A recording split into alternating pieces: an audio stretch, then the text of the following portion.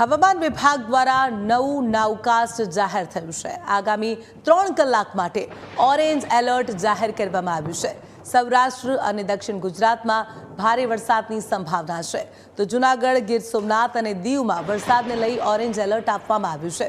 અમરેલી, વલસાડ અને દમણમાં પણ ઓરેન્જ એલર્ટ અપાયું છે।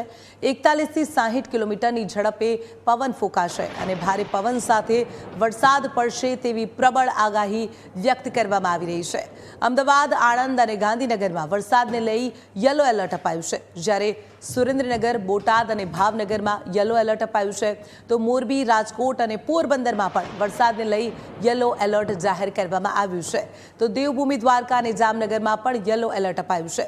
પંચમહાલ, દાહોદ અને વડોદરામાં પણ યલો એલર્ટ, છોટાઉદેપુર, ભરૂચ અને નર્મદામાં પણ યલો એલર્ટ, સુરત, તાપી, નવસારી અને ડાંગમાં પણ વરસાદને લઈ યલો એલર્ટ આપવામાં આવ્યું છે। તો આગામી સમયમાં વરસાદને લઈ હવામાન વિભાગ દ્વારા આગાહી કરવામાં આવી છે। અને આ જ મામલે આપણી સાથે સંવાદદાતા આશુતોષ જોડાઈ ગયા છે। આશુતોષ, હાલમાં મેઘમહેર જોવા મળી રહી છે અને આગામી સમયમાં પણ અનેક વિસ્તારોમાં વરસાદ વરસશે, જેને લઈ ક્યાંક ઓરેન્જ એલર્ટ તો ક્યાંક યલો એલર્ટ આપવામાં આવ્યું છે। શું વધુ અપડેટ?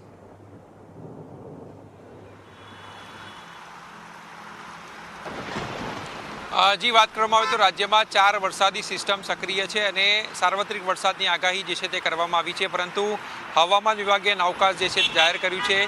7 વાગ્યાથી લઈને 10 વાગ્યા સુધી રાજ્યના અનેક જિલ્લાઓમાં ઓરેન્જ એલર્ટ તો અનેક જિલ્લાઓમાં યલો એલર્ટ જે છે તે આપવામાં આવ્યું છે। આગામી 3 કલાક માટે એક પણ જિલ્લાઓમાં રેડ એલર્ટ નથી, તે એક રાહતની વાત છે, પરંતુ જે રીતે અમરેલીના રાજુલા અને ધારીમાં વરસાદ જે છે તે વરસ્યો તેના કારણે અનેક લોકોને પારાવાર સમસ્યાનો સામનો કરવો પડ્યો છે અને ભારે નુકસાની જે છે તે વેઠવાનો વારો આવ્યો છે।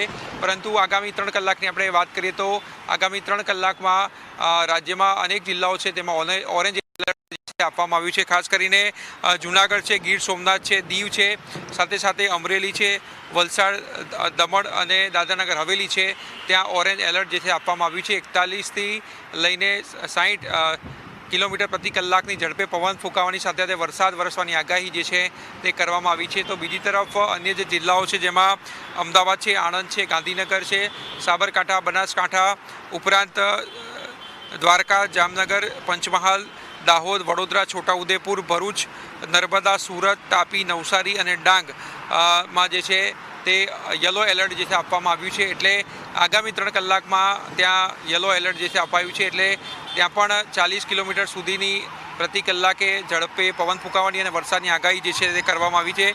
સમગ્ર દિવસની પણ આપણે વાત કરી લઈએ તો સમગ્ર દિવસ દરમિયાન ફક્ત દક્ષિણ ગુજરાતની અંદર જે છે તે હવામાન વિભાગ દ્વારા રેડ એલર્ટ જે છે આપવામાં આવ્યું છે। ખાસ કરીને નવસારી છે, ડાંગ છે અને વલસાડ અને દાદરાનગર હવેલીમાં રેડ એલર્ટ જે છે સમગ્ર દિવસ દરમિયાન જે છે તે આપવામાં આવ્યું છે। એટલે આગામી કલાકોમાં ત્યાં ભારેથી અતિ ભારે વરસાદ જે છે વરસી શકે છે। તો બીજી તરફ ગીર સોમનાથ છે, દીવ છે, અમરેલી, ભાવનગર, ભરૂચ, નર્મદા, સુરત, તાપી અને છોટાઉદેપુરની અંદર ઓરેન્જ એલર્ટ જે છે આપવામાં આવ્યું છે, જ્યારે સાબરકાંઠા, અરવલ્લી, મહીસાગર, દાહોદ, પંચમહાલ અને વડોદરાની અંદર યલો એલર્ટ જે છે આપવામાં આવ્યું છે આજના દિવસ દરમિયાન। એટલે ત્યાં હળવાથી મધ્યમ વરસાદ જે છે તે વરસી શકે છે, જ્યારે અન્ય જિલ્લાઓમાં હાલ ગ્રીન સિગ્નલ જે છે એટલે ત્યાં વરસાદ પડવાની સંભાવનાઓ જે છે તે નહીવત છે। એટલે સમજી શકાય છે કે 4 જેટલી સિસ્ટમ જે છે તે સક્રિય છે અને આગામી સમગ્ર દિવસ દરમિયાન જે છે તે અમુક જિલ્લાઓમાં ભારેથી અતિ ભારે વરસાદ જે છે વરસી શકે છે, પરંતુ આગામી 3 કલાકમાં એક પણ જિલ્લાઓમાં રેડ એલર્ટ નથી, જે રાહતના સમાચાર છે।